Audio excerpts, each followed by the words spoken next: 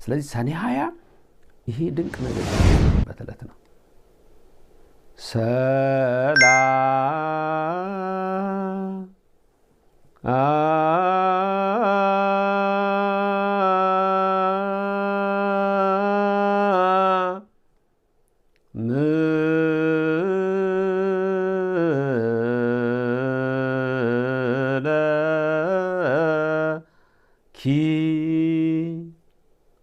ካሪ ሰኔ 20 እናም ከ8 ዓመት በኋላ ጌታ ካረገ ጳውሎስና በርናባስ ይህን ጥያቄ ስለተጠየቁ ወደ ጴጥሮስ መልእክት ላኩ።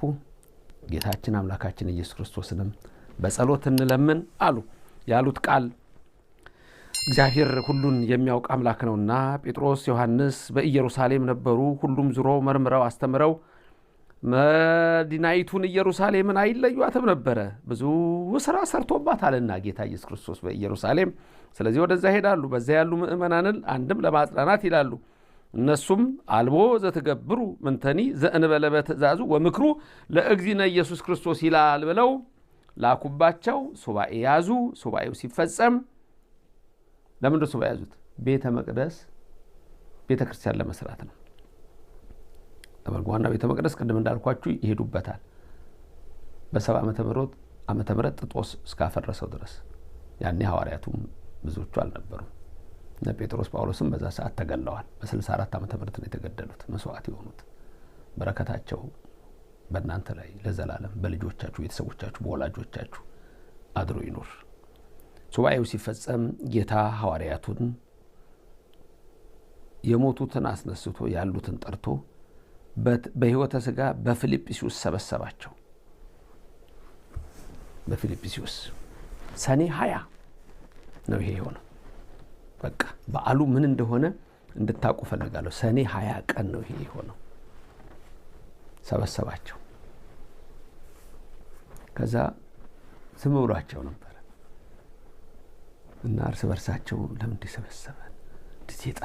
እንደዚህ የጠራን የሰበሰበን ለምንድን ነው ይሉ ነበርና ዮሐንስ ጴጥሮስን ርዕሰ አበው ርዕሰ ሐዋርያት ጴጥሮስ እባክህ ጠይቀው እስቲ ለምን ተሰበሰበን አለው። አይ ዮሐንስ አንተ ደግሞ ባለፈው አንተ አይደለም እንዴ በስቅላቱ ጊዜ ተጠግተህ የጠየቅከው አሳልፎ የሚሰጥህ ማን ነው ያልከው? አንተ አልነበርክም ከ8 ዓመት በፊት? አሁንም አንተ ጠይቀው አለው። ከዛ በኋላ ጠየቁት። ጌታም ነገራቸው። ዛሬ ሰበሰብኳችሁ ባረኩ በ8ኛ ዓመቱ የሰበሰብኳችሁ ለአንድ ነገር ነው። በእናቴ ስም ቤተ መቅደስ ትሰሩ ዘንድ ነው ብሎ ከዛ በኋላ በዛ የነበሩ 3 ድንጋዮችን ጠራቸው። እነዛን ድንጋዮች ጠርቶ ደቀ መዛሙርቱንም አዟቸው ስሩ አላቸው። ወደ ምስራቅ ይዟቸው ከጣ በኋላ እነዛን ተራርቀው የነበሩትን 3 ድንጋዮች አቀራረባቸው። ጥቃቅን የነበሩትን ታላላቅ አደረጋቸው። ቁመቱን ወርዱን ለክቶ ሰጣቸው። ቁመቱ 24 ወርዱ 12 ነው። ቁመቱ 24 የሆነው በ24ቱ ሊቃነ ካህናት ነው። 12 የሆነው በ12ቱ ሐዋርያት ነው። ሁሉ ነገር ብዙ ጊዜ በእኛ ቤተክርስቲያን ሲሰራ ምሳሌነት ስላለው ነው። ስለዚህ ቁመቱ 24 ወርዱ 12 ሆነ። ነገስታትም 24 ነበሩ በብሉይ ዘመን የነበሩት። ከነዛ ጋራም ቆጥሮ ያመጣል። እነዛ 24ቱ ነገስታት የተባረኩ ናቸው። የ24ቱ ነቢያት አንድም የ24 ካህናት ሰማይ አምሳል ነው። 12ቱ ወርዱ 12 ሐዋርያት አምሳል ነው። ከዚያ በኋላ ስራ ጀመሩ። ሲሰሩት እግዚአብሔር ራሱ ስለረዳቸው ያላንዳች ሌላ ነገር ተገጣጥሞ ቤተ መቅደሲቱ ተሰራች። በማስም በእመቤታችን ስም። ይሄም ሰኔ 20 ቀን ነው። ስለዚህ ዛሬ ሰኔ 20ን የምናከብርበት ምክንያት ይሄ ነው። በቅዱስ ስፍራ ላይ ዛሬ በመቅደሱ የምንሰግድበት ነገር ሁሉ እኮ ሚስጥር አለው። ወንሰግድ ይላል ቅዱስ ዳዊት ውስተ መካን ሀበ ቆመ እግረ እግዚእነ ይላል መዝሙር 131 ቁጥር 7 እና ቁጥር 8 ስታዩ ይሄን ነው የሚነግራቸው። እግሮቹ በሚቆሙበት ስፍራ ሁሉ እንሰግዳለን። ተንስ እግዚኦ ውስተ ረፍትከ፣ ተነስ ወደ ረፍትህ ይላል። ወደ ማደሪያ ነው። በእግዚአብሔር መነሳት መቀመጥ የለም። ግን ተንስ እግዚኦ፣ ተነስ እግዚኦ ተነስ። እኛም ዛሬ እኮ ጸሎት እናደርገው ተንስ እግዚኦ ተነስ ተነስ ተነስ እኮ ምንለው ተራዳን የምንለው እሱ የሚቀመጥ የሚነሳው ነው ሳይሆን እኛ ከሱ ጋር ያለን ግንኙነት ነው። አለመራዳቱን እንደመቀመጥ መራዳቱን እንደመነሳት ይላል ትርጓሜያችን ላይ። ስለዚህ ዛሬም ለኢትዮጵያ ፈጥኖ ይድረስልን። ተንስ እግዚኦ ውስተ ረፍትከ፣ አቤቱ ወደ ረፍትህ ተነስ።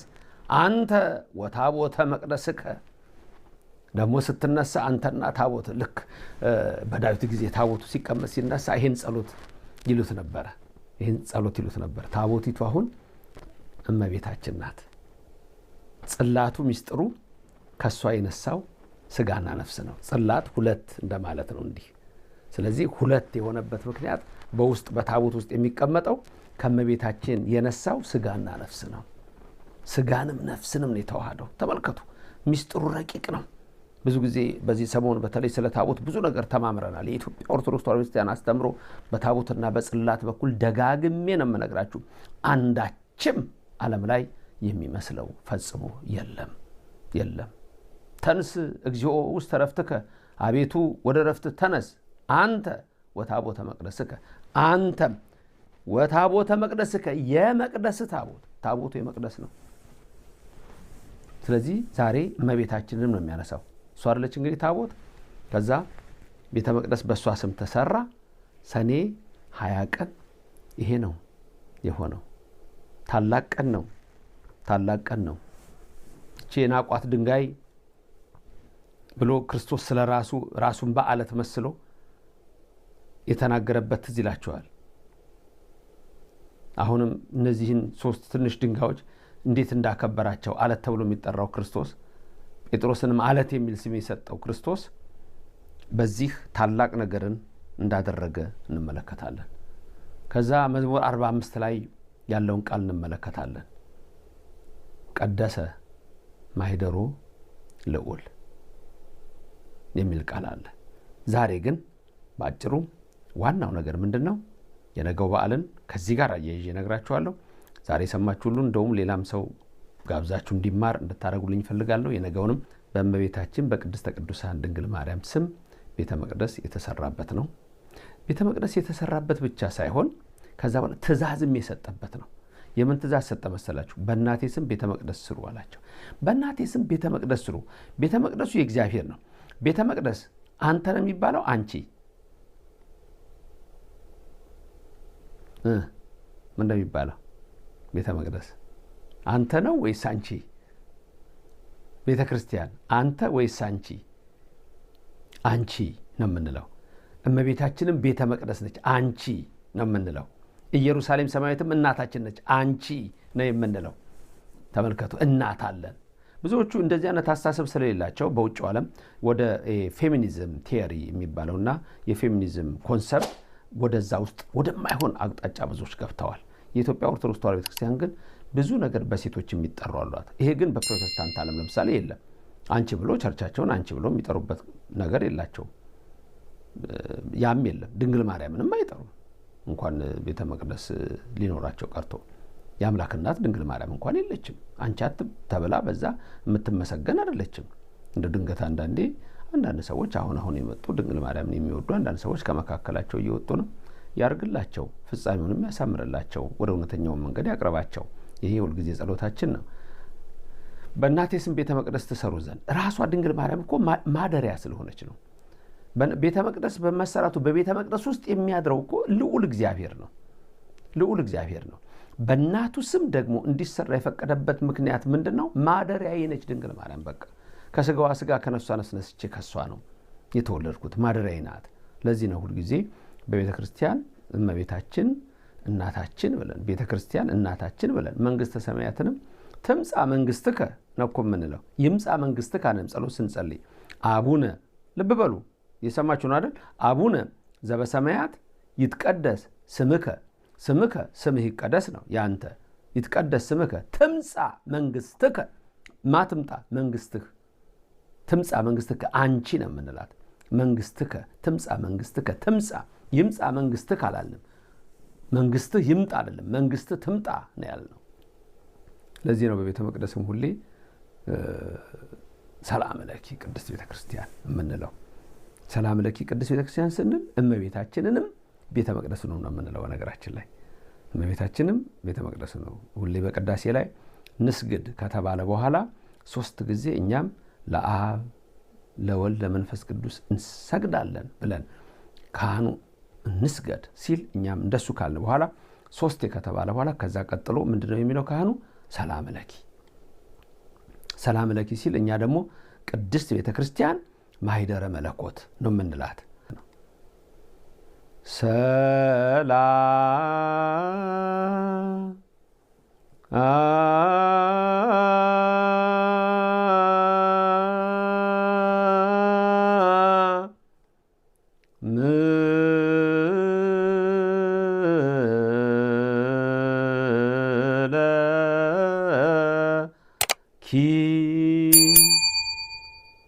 ሰኔ 20 ይህ ድንቅ ነገር የሆነበት ዕለት ነው። የሰማነውን በልቡናችን ያሳድር። የሰማችሁትን ለሌላ ሰው አዳርሱ። ላይክና ሼር አድርጋችሁ ሌላም ሰው ይማር። አዲስ የሆናችሁት ሰብስክራይብ አድርጋችሁ የእግዚአብሔር ቤተሰብ ሁኑ።